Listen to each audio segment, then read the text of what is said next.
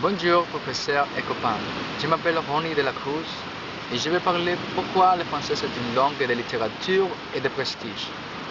Pour moi, le français est une langue très importante parce qu'il y a peu de personnes qui parlent cette langue et je peux aider à connaître cette langue à quelqu'un dans le futur.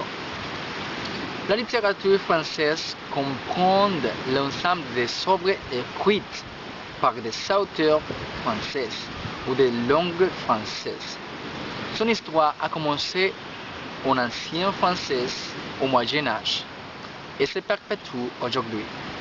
La francophonie comprend toutes les documentations en français faites par les citoyens de France et des pays tels que la Belgique, la Suisse, le Canada, les anciennes colonies françaises.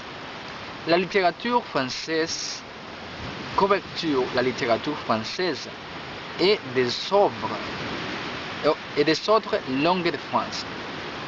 Chaque siècle a une figure centrale.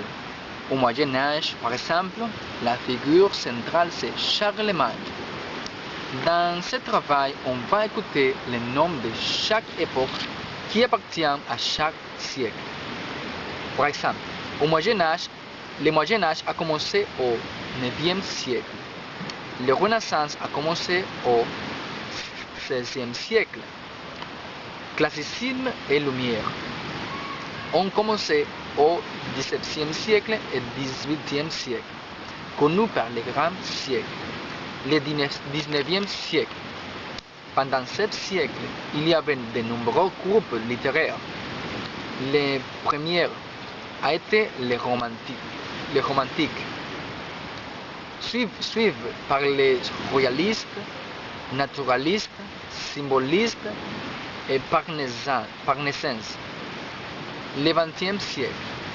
La littérature française dans ce siècle a été profondément affectée par les changements qui ont secoué la vie culturelle de la nation tout entière. Le français comme langue de prestige. Le XVIIe siècle et le XVIIe siècle, pendant lesquels le français devient non seulement la langue la plus prestigieuse du vieux continent, mais aussi tous les français ça a été à la mode. En Haïti, par exemple, c'est une langue de prestige et symbolise supériorité. Et la Constitution de la République en Haïti est écrite en français. Merci beaucoup.